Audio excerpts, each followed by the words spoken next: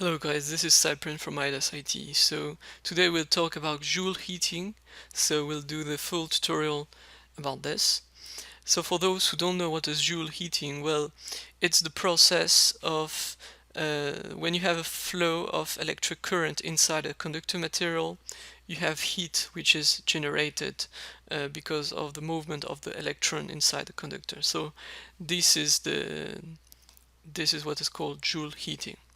So let's start and let's import a model that I will use for this tutorial. So here it is. So this is resistance and conductor material, and let's start. So the first step is to create a material. So as I already have this material in one of my previous analysis, I will just import it from the previous analysis. And let's just edit it to have a look. So this is a solid CFD material. So Joule Heating analysis is a CFD analysis that will only consider solid. And so here you have the coefficient that I will use for the mass density, the specific heat. So those are the coefficient related to heat transfer, conductivity, so conductivity matrix, and this is the new function due to the electric potential. So you have to activate it in your material and then enter the electric resistivity, the temperature coefficient, the reference temperature, and the energy conversion factor. So if you suppose that all the energy is not converted into heat, then you can lower down this energy conversion factor. Here I would suppose that all the energy is converted into heat. So, and you have a lower limit, upper limit for the curve if you want to use that. So let's validate this material and let's create a property which is associated with it. So it will be a 3D property. Let's call it conductor property.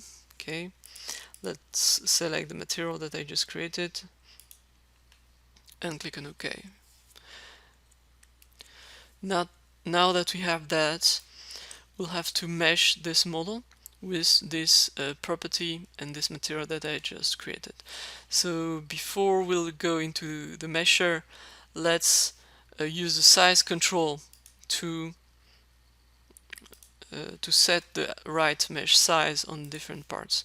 So in this part, this part is relatively smaller, so I'll have to set a smaller mesh size, and I chose 0.0002 meters, so basically 0.2 millimeter. Let's check the preview, it looks good. Now let's also set the mesh size on the two parts here at 0.5 millimeter. Okay, now I have it, and let's use the 3D meshing and just mesh this part. So here basically I don't need to set the size because I already set the size control, and I have my property. Let's change the name of the mesh set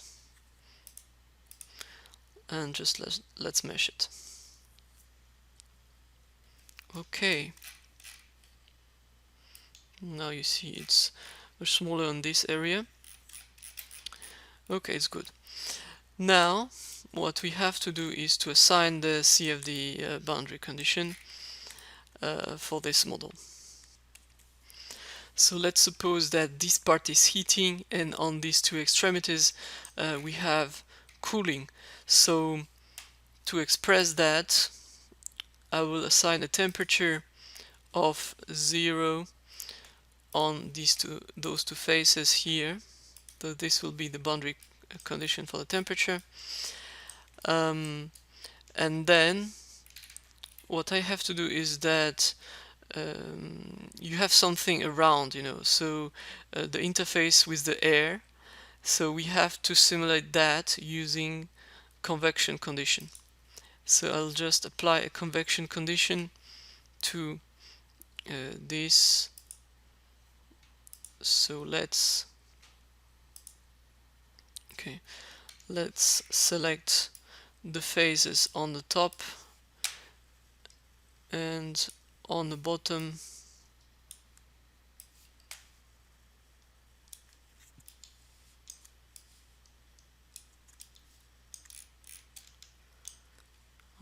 Send this.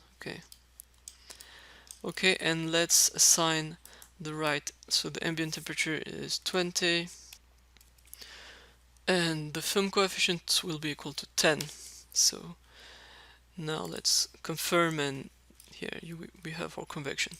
Now we associated the boundary condition related to heat, and now we have to associate the electric field conditions. So first of all, electric current, which will be so you have to type. You can either assign current density or current.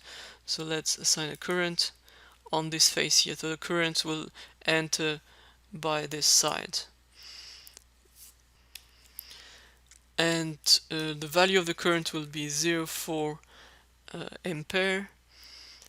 And click on OK. So we have it, and we have to define now the electric potential at the exit, and this will represent the ground, so we can call it ground. Okay, and now I have all the condition required for this Joule heating analysis. So the thing I have to do is create a CFD analysis case.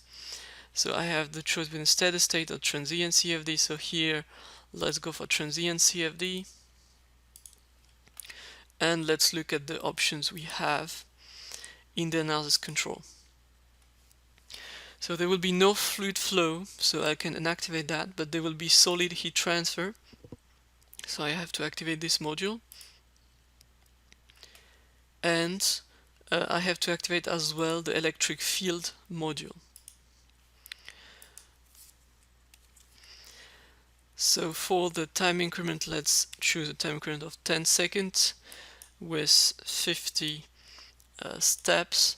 So of course this can be changed, all depends on your analysis. In this case this would be okay. For the field definition, we have to associate the initial solid temperature of 20 degrees. Okay, and let's go in the module data, and here you have to include the Joule heating, so you have to activate this option here called Joule heating. So after that, click on OK, and basically everything is done. So you just have to run the analysis.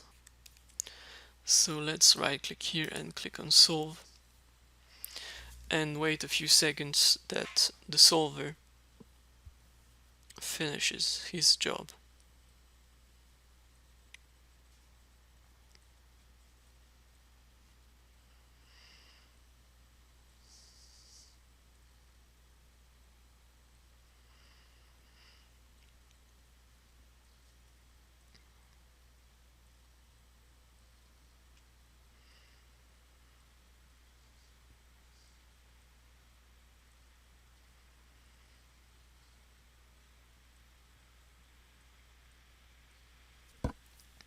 Okay, now that it's finished, I got three types of result: the temperature, the current density, and the electric potential.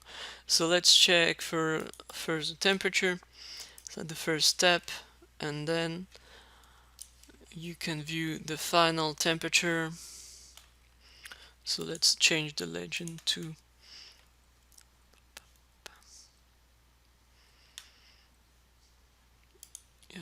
okay, it's better. And now I have maximum temperature of 135 degrees Celsius in this. Now if you want to view the current density, you just have to click here, and you're able to view the result for the current density and the electric potential.